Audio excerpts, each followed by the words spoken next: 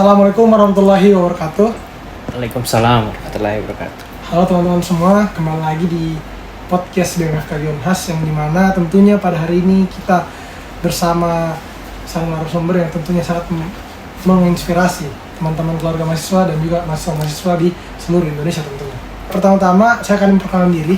Kenalkan, nama saya Muhammad Wildan Aulia selaku moderator, selaku Ketua Badan Eksekutif Mahasiswa Fakultas Kedokteran Gigi Universitas Hasanuddin periode 2025-2026. Dan tentunya di samping saya ini sudah ada narasumber kita, Kak Wasil, yang merupakan juga Ketua Umum Badan Eksekutif Mahasiswa periode 2024-2025. Nah, untuk teman-teman tentunya kali ini kita akan mengobrol soal tema yang sering menjadi dilema mahasiswa Fakultas Kedokteran Gigi, yang tentunya juga sebenarnya ya dilema rata-rata kebanyakan mahasiswa di Indonesia. Yang dimana bagaimana sih cara menyimbangkan akademik yang super padat dengan dunia organisasi yang tentunya perlu dinamika. Bersama saya juga di sini sudah hadir. Mungkin saya tanya dulu ya kabarnya. Ya, Kak Wasil, bagaimana kabar? Iya, alhamdulillah sangat baik. Kebetulan sekarang sedang menjadi mahasiswa profesi di Fakultas Kedokteran Gigi Universitas Hasanuddin. Ya, jadwalnya juga cukup padat karena juga sambil berakademik, berpendidikan juga kita harus mengawal adik-adik yang sedang aktif dalam lembaga. Mungkin ya, itu.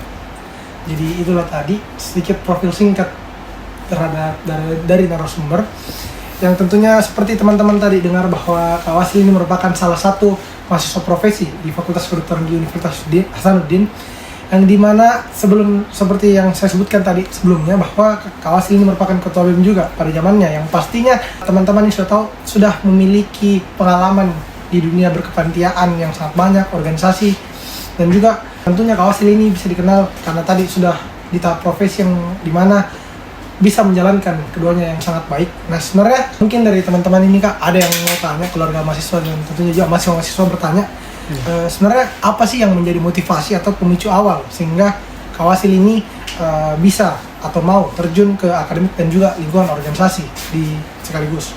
Ya, pertama perlu diapresiasi kepada BEM FKG Unhas periode ini karena sudah menghadirkan program kerja yang sangat baik dan sangat menginspirasi untuk teman-teman keluarga mahasiswa.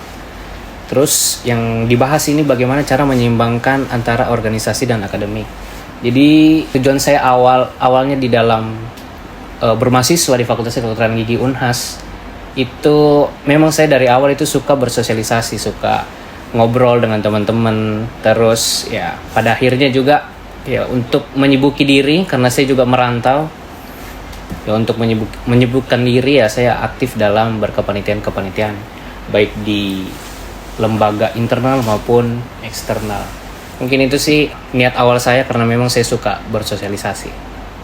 Ya, mungkin dari teman-teman sudah mendengar ya bahwa sebenarnya motivasi atau pemicu awal dari Kak Wasil ini bisa terjun ke dunia akademik dan juga organisasi ya tentunya karena suka bersosialisasi, yang dimana kan teman-teman perlu tahu orang-orang yang aktif organisasi itu tentunya juga pasti banyaklah kenalan-kenalan, banyak relasi yang bisa dijangkau.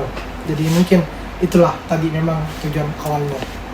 Selanjutnya juga, oh ya teman-teman, selain itu perlu teman-teman tahu bahwa Kak Wasil ini sebenarnya selain menjadi ketua BEM, dia itu menjadi koordinator institusi untuk Unhas di PSNKG. Yang dimana kan kalau tadi teman-teman seperti yang keluarga mahasiswa terusnya yang FKG ini tahu-tahu, nah FKG kan itu jadwal kuliahnya padat Kak, padat seperti tutor, CSL, bahkan ujian. Yang mungkin banyak-banyak ini teman-teman keluarga mahasiswa yang FKG bertanya, tentunya juga pas dari SMA kan ke bangku perkuliahan itu sangat banyak dinamika yang juga tentunya bisa orang bilang culture shock, bahasa kerennya toh Kak. Ya bagaimana Kakak ini bisa beradaptasi yang tanpa juga harus meninggalkan organisasi, ya begini tuh Kak. Oke, ya titik temu culture shocknya sih sebenarnya ya memang pas dari bangku SMA ke bangku perkuliahan sangat berbeda, baik dari jadwal yang tiba-tiba ya sama, sebenarnya siklusnya sama di SMA maupun kuliah karena padat aktif dari pagi sampai sore. Cuma ini bedanya kita langsung ditambah dengan praktikum, terus juga ujian yang per departemen kalau waktu preklinik ya. Cara menyimbanginya ya sebenarnya ya dengan ya aktif, maksudnya dalam organisasi itu kita juga diajarkan manajemen waktu, Nah, di manajemen waktu ini ya sebaik-baiknya kita sebagai manusia ya harus memang tidak boleh ada kata tidak aktif dalam hidup. Seperti itu, harus betul-betul bermanfaat untuk orang lain maupun diri sendiri. Jadi ya dalam akademik juga ya bermanfaat untuk diri sendiri, dalam organisasi juga bermanfaat untuk orang lain dan orang banyak. Mungkin itu sih.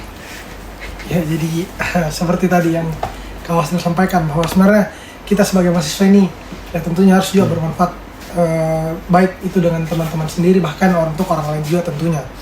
Yang dimana kan ya mungkin teman-teman ini penasaran sebenarnya kayak bagaimana sih sebenarnya nantinya ini Kak Wasil bagaimana mengatur waktunya, mengatur jadwalnya di tengah kehidupan FKG ini yang sangat padat.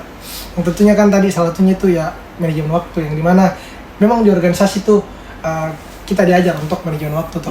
Dan juga tentunya juga kita biasa tuh kenal ada mahasiswa yang kupu-kupu dan kura-kura. Ya dimana jelas nih kalau misalnya melihat dari cerita Kak Wasil, melihat dari profilnya tadi yang merupakan korin, merupakan ketua BEM pada masanya juga, tentunya ini Kak Wasil ya bisa bilang kita kura-kura di kura-kura. Yang dimana tentunya kalau orang biasa tuh bertanya terkait bagaimana kalau misalnya orang kura-kura, bagaimana caranya atur jadwal, apakah tugas-tugasnya ini selesai jika, apakah ujiannya selesai kan, karena kan tentunya teman-teman mahasiswa ini ya kadang itu sangat penasaran sebenarnya apa rahasianya atau apa sebenarnya prinsip khususnya dari Kak Wasil ini terkait bagaimana caranya mengatur jadwal menghadapi CSL ujian blok yang sebelum-sebelumnya tadi. Ya, baik. Jadi sebenarnya jawaban dari saya ini juga tidak bisa dijadikan sumber inspirasinya teman-teman, karena sumber inspirasinya teman-teman juga ada sumber inspirasi terdekat, yaitu Ketua BEM FKG Unhas sekarang, yang bisa dijadikan patokan bagaimana caranya memanajemen waktu yang baik. Karena teman-teman kan sekarang posisinya di preklinik.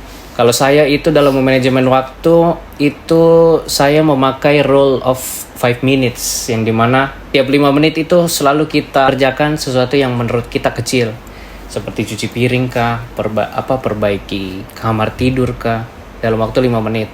Begitupun juga dalam belajar. Kita belajar juga walaupun kita bisa membaca buku setebal mungkin, sebanyak mungkin dalam waktu yang lama, ya kita baca dulu hanya sekedar 5 menit saja. Dan lama-lama itu akan jadi terbiasa, nanti kalian terbiasa akan menjadi 30 menit untuk lakukan hal yang besar, dan nantinya juga akan menjadi hobinya kalian masing-masing dalam mengerjakan sesuatu. Mungkin itu cara saya dalam manajemen waktu. Istilahnya kalau orang bilang itu Kak, yang kayak seperti ya sedikit-sedikit sedikit-sedikit dulu. Ya. Tentunya juga kan teman-teman tadi mendengar bahwa sebenarnya hal-hal yang besar itu dimulai dari hal-hal yang kecil. Jadi untuk kita memulai perubahan yang besar ya tentunya dimulai dari perubahan yang kecil-kecil dulu.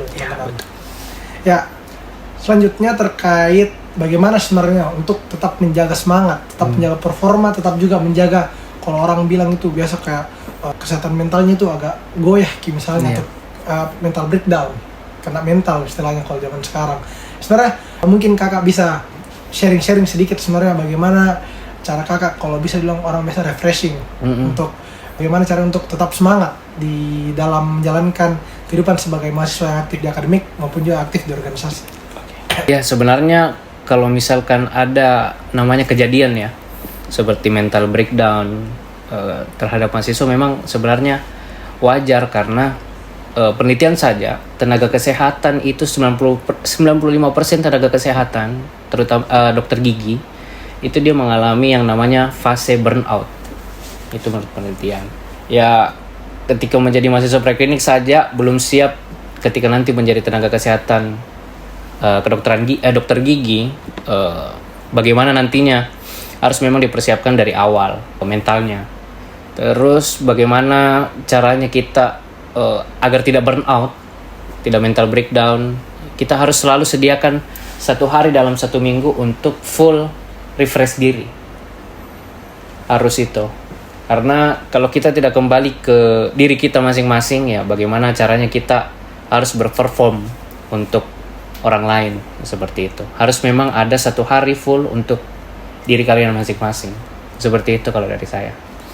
Ya, artinya berarti untuk seperti itu ya, tentunya ya kita sebagai mahasiswa FKG juga penting untuk yang namanya refreshing, karena kan ya seperti yang kita tadi mahasiswa FKG itu merupakan salah satu yang memiliki tingkat tingkat stres yang sangat tinggi di kehidupan kampus. Karena memang ya seperti yang kita tahu Kak, mungkin di klinik di preklinik saja sudah sangat kompleks, bagaimana dengan klinik yang mungkin sangat-sangat kompleks dalam perkuliahannya.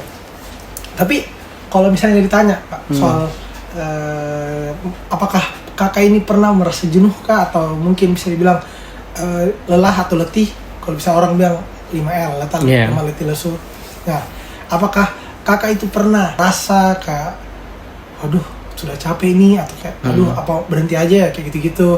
Kalau memang pernah, kayak bagaimana sebenarnya Kak Wasil ini bisa mengatasi sehingga performa atau kayak perasaan letih yang tadi itu sudah dirasakan bisa hilang dan juga bisa dibilang terobati?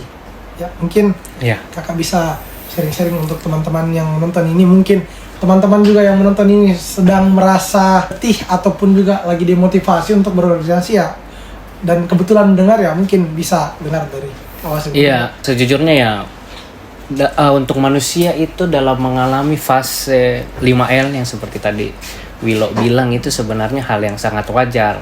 Kalau manusia merasakan capek, lemah, letih lesu, bagaimana caranya kita menangani lemah letih lesu itu supaya kita bisa semangat kembali? Itu kalau istilahnya gini sekarang itu me time. Kita harus ada me time dulu, waktu untuk diri kita sendiri, entah itu hobi, entah olahraga, entah lari, entah main game gitu. Harus ada me time untuk harus berkenalan lagi dengan diri kita sendiri. Kalau saya seperti itu, harus ada me time untuk menemukan performa terbaik. Jadi ya teman-teman, memang kalau dibilang anak FKG itu belajar, enggak sih teman-teman, enggak juga teman-teman, karena ya kamu jangan FKG ini butuh yang namanya refreshing, healing, me time juga teman-teman, enggak selalu belajar. Jadi mungkin untuk teman-teman mahasiswa ataupun juga keluarga mahasiswa yang bilang anak FKG ini cuma belajar terus doang, enggak teman-teman, karena ya tentunya kita juga manusia biasa, punya hobi, contohnya membaca buku, kayak tadi main game yang seperti kalau saya sampaikan teman-teman.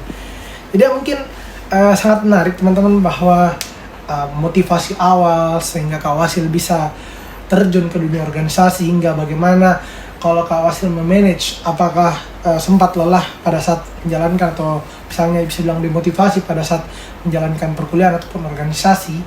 Nah, mungkin saya ini penasaran Kak, apakah sebenarnya kan juga mungkin teman-teman ini bertanya, kenapa sih orang organisasi, apa yang didapat kalau orang berorganisasi? Kayak misalnya seperti kayak apakah sebenarnya ini organisasi bisa lah ceritanya membantu kakak terutama khususnya berinteraksi, karena kan kita juga membahas karena Kak Wasil kebetulan di fase klinik yang dimana tentunya bisa dibilang seringlah berinteraksi dengan masyarakat atau bisa dibilang dengan tanda kutip pasien. Apakah selama kakak menjalani fase klinik ini, apakah kakak merasa apakah yang dipelajari atau yang dialami pada saat organisasi ini punya dampak yang sangat signifikan pada interaksi kakak dalam pasien? Waktu pengedaran itu saya paling takut sekali pegang mic. Saya paling takut sekali berpendapat pada saat forum pengedaran. Tapi ya ternyata pengedaran juga membentuk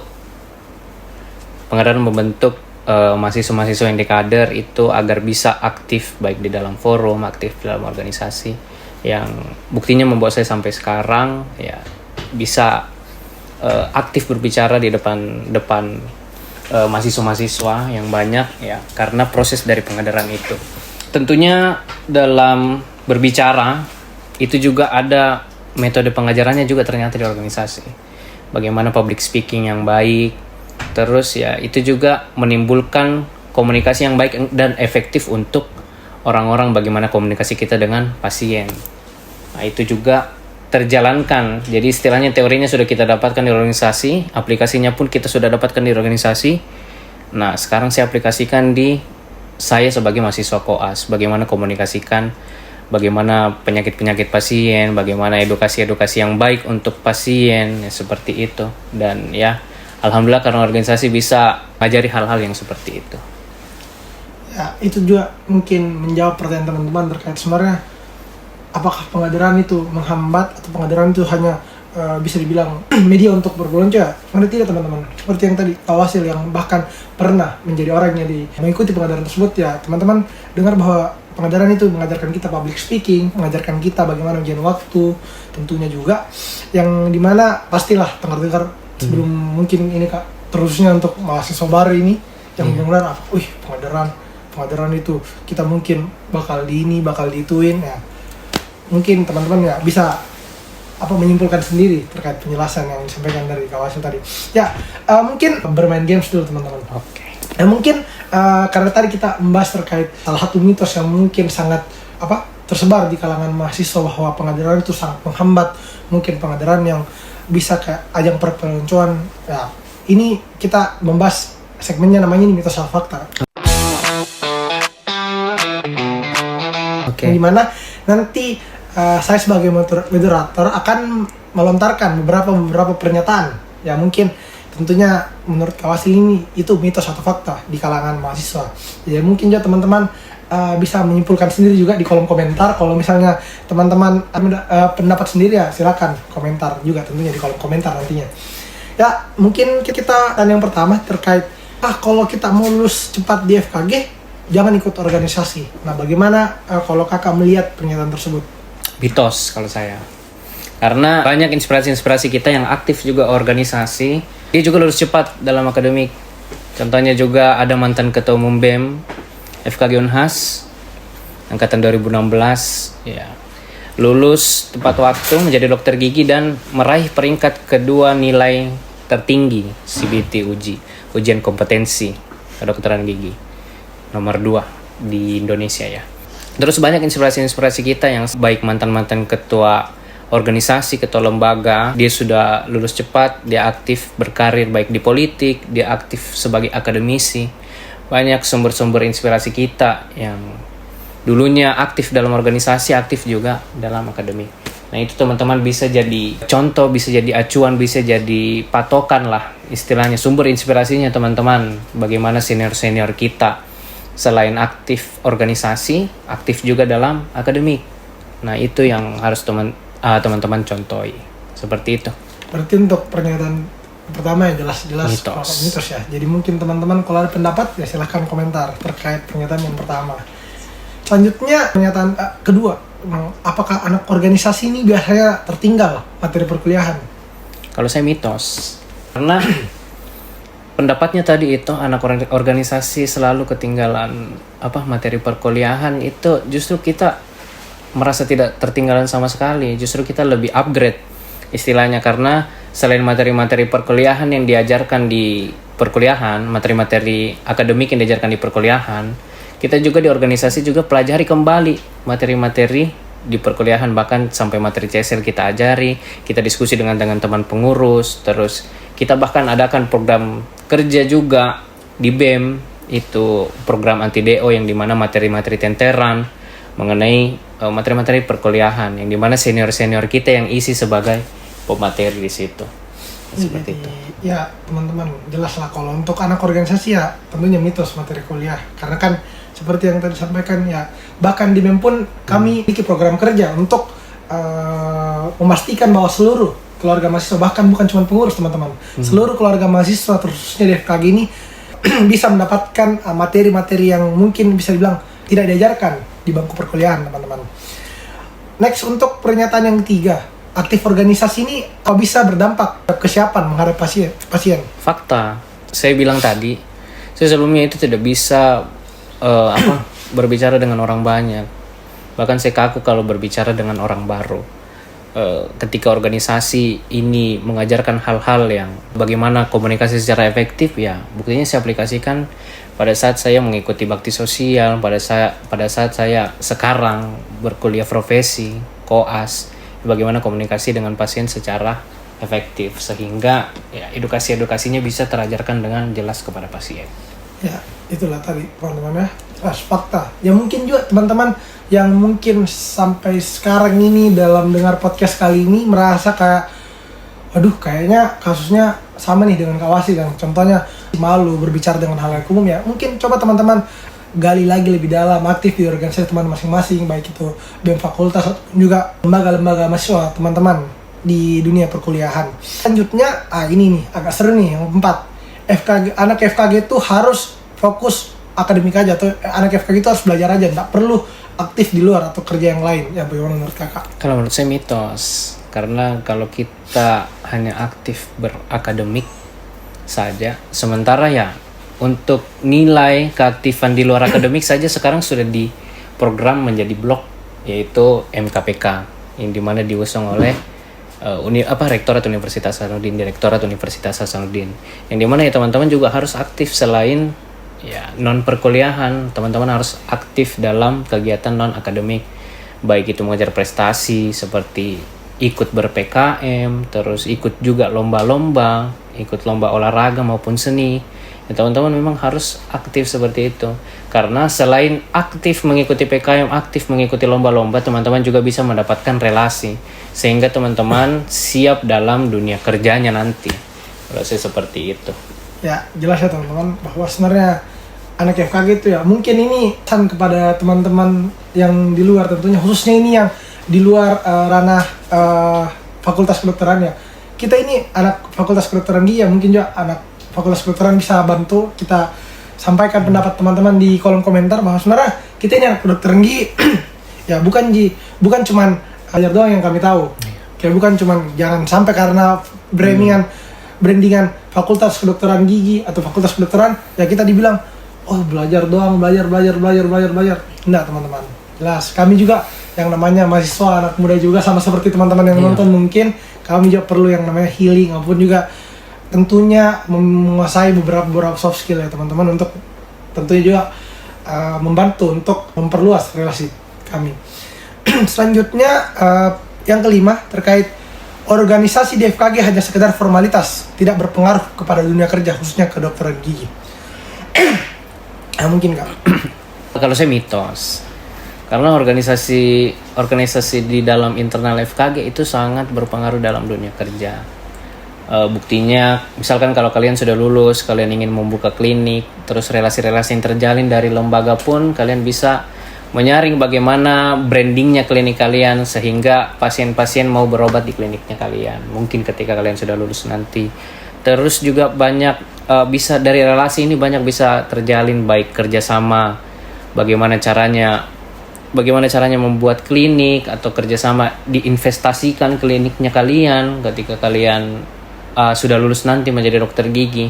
Seperti itu, banyak sebenarnya ketika sudah lulus menjadi dokter gigi dan aktif dalam organisasi, banyak sebenarnya manfaat-manfaat yang didapatkan sebenarnya. Terus relasi yang sudah dipupuk dari preklinik, dari organisasi internal, terus ketika ingin melanjutkan studi spesialis, kalau teman-teman aktif sampai dapat relasi nasional juga, ya lebih bagus lagi. Teman-teman bisa melanjutkan studi spesialis dimanapun atau studi S2 dimanapun ketika sudah lulus nanti menjadi dokter gigi. Ya mungkin intinya ya aktif-aktif dalam organisasi itu supaya kita bisa membangun relasi dimanapun nanti teman-teman berkiprah, seperti itu.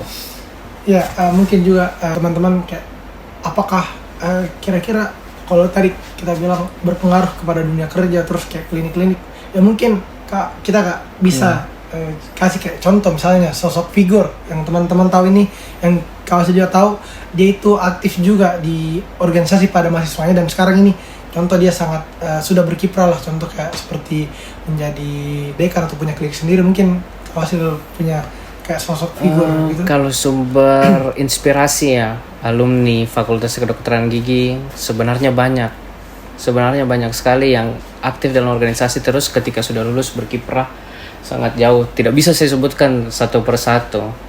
Mungkin teman-teman tahu dosen kalian Dr. Ulil, ya, dulu dia menjabat sebagai ketua umum BEM, ya sekarang alhamdulillah menjadi dosen di Fakultas Kedokteran Gigi Unhas. Terus banyak sekali sebenarnya yang bisa teman-teman jadikan sumber inspirasi. Dosen-dosen kalian juga banyak yang bisa dijadikan inspirasi, karena seperti itu. Buktinya ya aktif organisasi itu sangat berpengaruh pada dunia kerja. Mungkin untuk pernyataan yang terakhir, karena tadi kita membahas terkait orang-orang atau aktivis-aktivis. Nah, teman juga yang nonton sekarang ini penasaran sebenarnya apakah menjadi aktivis di FKG ini berarti rela kehilangan waktu istirahat? Kalau saya fakta. Kalau aktif organisasi, aktif juga akademik, ya memang harus kehilangan waktu istirahat kalau saya. Karena B.J. Habibie saja yang aktif sedemikian rupa, sampainya dia menjadi presiden, dia hanya butuh waktu tidur 4 jam. Sementara saya saja 6 jam sudah cukup dalam sehari-hari. Waktu istirahat 6 jam sudah cukup untuk memulai aktivitas kembali. Kalau saya seperti itu. Karena selain akademik, kita juga ya pasti belajar bagaimana jurnal, terus kita juga berorganisasi, sehingga ya waktunya hanya untuk itu. Jadi istirahat cukup, bangun beraktivitas kembali.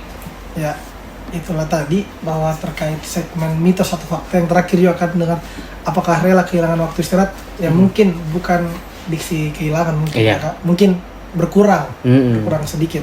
Ya kalau istirahat ya namanya manusia perlulah istirahat. Ya perlu istirahat. Kita bukan robot juga kok. Nah, mungkin itulah tadi mitos segmen mitos atau fakta. Ya, mungkin teman-teman tadi kalau punya pernyataan atau pendapat yang berbeda terkait pernyataan yang dilontarkan, ya silahkan teman-teman komentar di bawah. Ramaikan komen-komen di bawah. Ya seperti yang juga teman-teman dengar bahwa sebenarnya terlalu banyak atau banyak persepsi yang teman-teman dengar, teman-teman mahasiswa dengar, teman-teman tentunya juga apalagi ini momen-momen mahasiswa baru masuk, ya mungkin mahasiswa baru banyak dengar kayak wah organisasi ini pengadilan ini ya ternyata banyaklah persepsi-persepsi yang tersebut ya ternyata tidak atau bisa dibilang keliru, yang tentunya juga ya bisa diluruskan tadi dengan pernyataan-pernyataan yang Kak Wasil sampaikan, apalagi di lingkungan FKG ini untuk ya mungkin untuk teman-teman mahasiswa baru tentunya khususnya di FKG ya mungkin bisa sangat-sangat terbantulah terkait pernyataan-pernyataan yang tadi setelah disampaikan. Ya, mungkin kita sudahi tadi segmen terkait mitos atau fakta terkait seru-seruannya. Ya, selanjutnya kita akan beralih terkait membahas terkait mahasiswa baru tadi.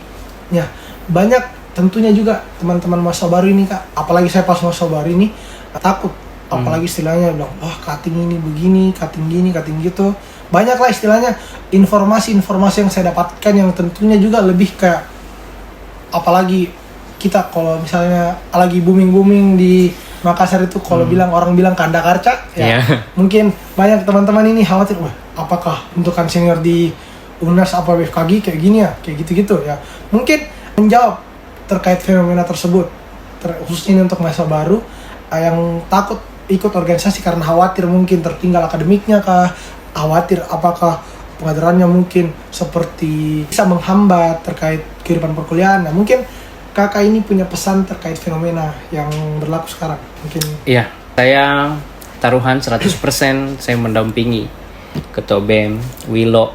Ini menjamin bahwa 100% pengadaran di Fakultas Kedokteran Gigi itu tidak ada perpeloncoan sama sekali. Tidak ada aktivitas yang fisik, menimbulkan kekerasan fisik, tidak ada sama sekali. Yang kita mau dalam pengadaran di Fakultas Kedokteran Gigi, di BEM FKG Unhas itu, kita mau menguatkan nalar kritis teman-teman mahasiswa baru. Jadi teman-teman, ya dalam menguatkan nalar kritis, ya kita harus bekerja secara kolektif dalam pengadaran. Jadi teman-teman harus tetap bersama-sama terus sampainya teman-teman selesai pengadarannya, kaderisasinya. Karena dipupuk dulu kebersamaan di pengadaran sehingga ketika menjadi dokter gigi, menjadi rekan sejawat nantinya bisa saling membantu dalam interpersonal skill, baik di lingkup kedokteran gigi saja maupun kedokteran umum maupun psikologi. Kita harus menciptakan nilai-nilai kebersamaan itu dari kaderisasi ketika dia masuk perkuliahan. Mungkin itu dari saya. Jadi itu dari teman-teman terkait sebenarnya untuk teman-teman khususnya mahasiswa baru nih yang khawatir terkait kehidupan apakah nanti kalau kita join organisasi ataupun ikut pengadaran itu bisa menghambat ataupun bahkan bisa dibilang perpeloncoan ya. Teman-teman sudah dengar bahwa dan juga saya bisa pastikan bahwa 100% terutama untuk mahasiswa FKG UNAS ini yang baru ya kami ini selaku Badan Eksekutif Mahasiswa yang mengurus terkait pengadaran teman-teman tentunya bisa menjaminkan tidak ada perpeloncoan. Ya mungkin kalaupun terdapat fenomena seperti kayak kanda karcet ya mungkin cuma bercanda-bercandaan di sosmed aja teman-teman. Ya, selanjutnya terkait saya mau dengar pendapat dari kakak terkait tadi kakak bilang bahwa nantinya teman-teman ini bisa bersama-sama terus nantinya untuk baik di depan mahasiswa maupun juga di profesi nantinya, karena kan kalau kita biasa bilang itu sejawat. Ya, apakah menurut kakak nih mahasiswa FKG ini memang perlu untuk aktif di organisasi, atau apa ada pengecualian terkait kondisi tertentu yang bisa dijadikan alasan terkait tidak ikut organisasi? Sebenarnya kalau saya sih ya baik dari motivasi yang sudah saya berikan tadi, kalau saya memang harus aktif dalam berorganisasi. Karena ya banyak sekali manfaat-manfaat atau suar manfaat yang teman-teman akan dapatkan ketika menjadi rekan sejawat nantinya, ketika teman-teman berprofesi nantinya. Ya, seperti itu. Jadi relasi-relasi yang dari sekarang, terutama mahasiswa baru yang masih fresh, itu ya harus memang dipupuk dari sekarang. Seperti itu, baik dari kebersamaannya maupun relasi keluarnya.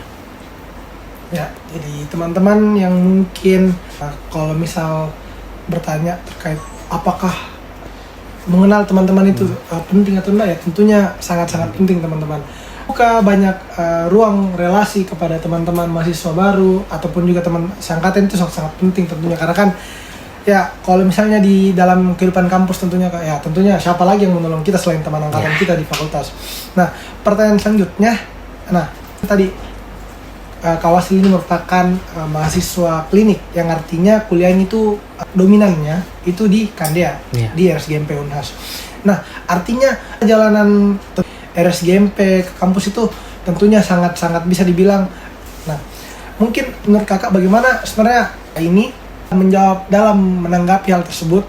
Apakah pengalaman yang kakak dapat di organisasi ini mendukung sebenarnya kesiapan menjadi dokter gigi yang komunikatif, tangguh dan empatik? Karena kan ya bisa dibilang tadi Kak Wasil sampaikan bahwa sebenarnya sekarang ini selain Kak Wasil sudah menjadi misioner, dia ini Kak Wasil ini dia juga tentunya mengawal lah, atau misal bisa dibilang masih di dalam organisasi di FKG ini. Artinya bisa dibilang Kak Wasil ini bisa bilang dari klinik terus bisa ke kampus, mungkin karena rapat ya. Mungkin bagaimana dalam menjawab hal tersebut kakak ini bisa menjadi dokter gigi yang komunikatif, tangguh dan empatik?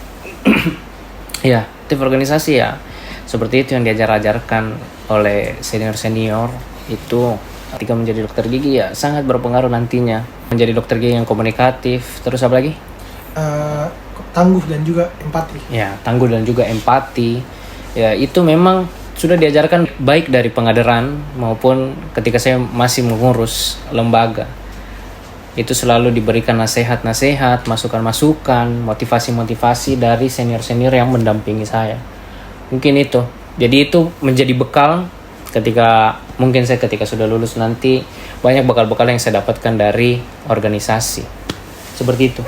Ya, terkait banyaknya pengalaman Kak Wasil selama menjalani kehidupan kuliah di Fakultas Kedokteran Gigi ini, sebenarnya mungkin juga ada teman-teman yang sedang nonton podcast ini Kak bertanya, sebenarnya apakah Kak Wasil ini pernah mendapat momen dalam organisasi yang tentunya sangat-sangat mengubah pandangan kakak atau mengubah pandangan hidup kakak, tentunya juga dalam menghadapi salah satu artinya dalam tanda kutip ini pasien.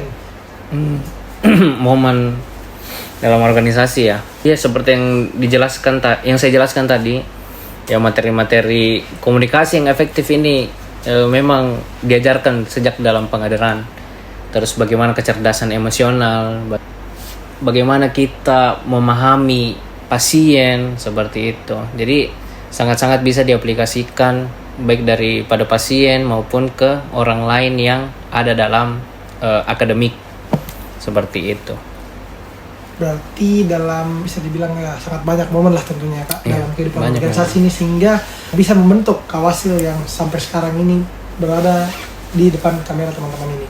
Ya, mungkin juga dari Kak Wasil apakah ada pesan dan kesan ataupun mungkin kalau ya 3 hal lah yang kakak ingin sampaikan kepada teman-teman mahasiswa ataupun keluarga mahasiswa yang sedang menonton ini tentang bagaimana bisa menjaga keseimbangan hidup di dalam Fakultas Kedokteran Gigi.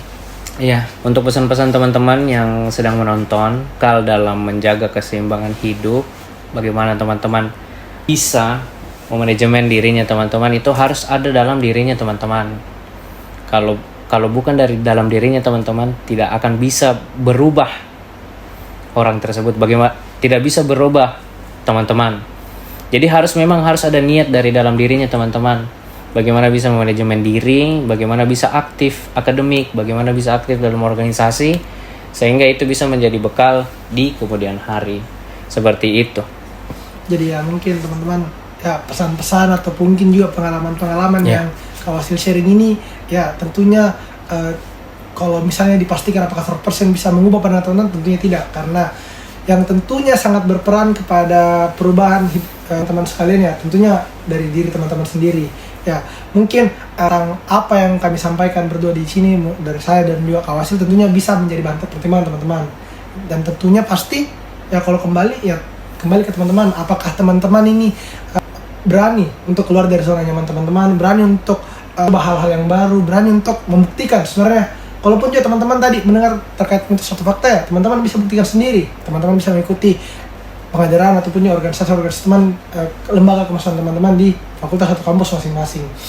Ya, tentunya tadi si Kawasil terkait obrolan dengan sharing session yang sangat menarik dari yang mungkin teman-teman belum tahu menjadi tahu, atau mungkin teman-teman sudah tahu tapi mungkin mempunyai pandangan yang keliru, bisa diluruskan.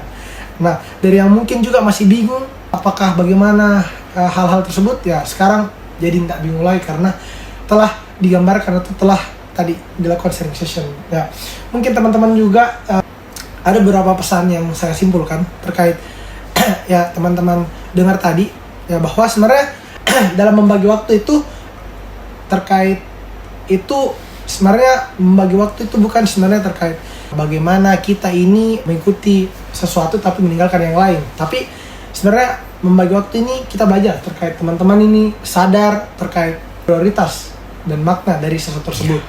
Nah, adapun juga mungkin tadi kita bahas terkait akademik dan organisasi ya. Akademik dan organisasi teman-teman bukan bisa dibilang dua kutub yang berlawanan, justru saling menguatkan. Atau contoh misal saya sendiri selaku ketua BEM, karena saya ketua BEM bukan karena saya bisa semena-mena meninggalkan akademik saya. Justru karena saya ketua BEM, saya harus memberikan contoh kepada tentunya teman-teman mahasiswa, teman-teman keluarga mahasiswa bahwa saya ini harus aktif dalam akademik juga. Saya harus menjadi contoh, saya harus menjadi sumber inspirasi. Betul. Jadi mungkin untuk teman-teman kalau berpikir, wah organisasi dan akademik ini tidak bisa berjalan bersama, ya tentunya bisa bilang keliru teman-teman. Ya. Terus juga terakhir ya tentunya membahas terkait tadi ya, dari teman-teman sendiri ya. Saya berpesan teman-teman supaya teman-teman ini mungkin lebih berani mengeksplorasi potensi diri, lebih berani untuk keluar dari zona nyaman, dan juga tanpa melupakan tanggung jawab teman-teman sebagai mahasiswa ya. Jadi mungkin itu saja dari saya. Terima kasih kepada Kawasil karena sudah menyempatkan waktu dan juga berbagi pengalaman, menyampaikan informasi yang tentunya sangat-sangat bermanfaat tentunya bagi teman-teman nantinya. Juga terima kasih kepada semua teman-teman podcast BMFKG UNHAS. Jangan lupa like, comment, dan subscribe. Dan juga teman-teman bisa tadi ramaikan kolom komentar kalaupun memang apakah ada juga teman-teman ini mungkin yang mempunyai ketika Kak bahas ini dong di FKG, bahas ini ya, tentunya teman-teman bisa sarankan di kolom komentar. Mungkin itu dari saya, sampai jumpa di podcast selanjutnya. Saya Muhammad Ildan Aulia pamit undur diri. Wassalamualaikum warahmatullahi wabarakatuh. Waalaikumsalam warahmatullahi wabarakatuh.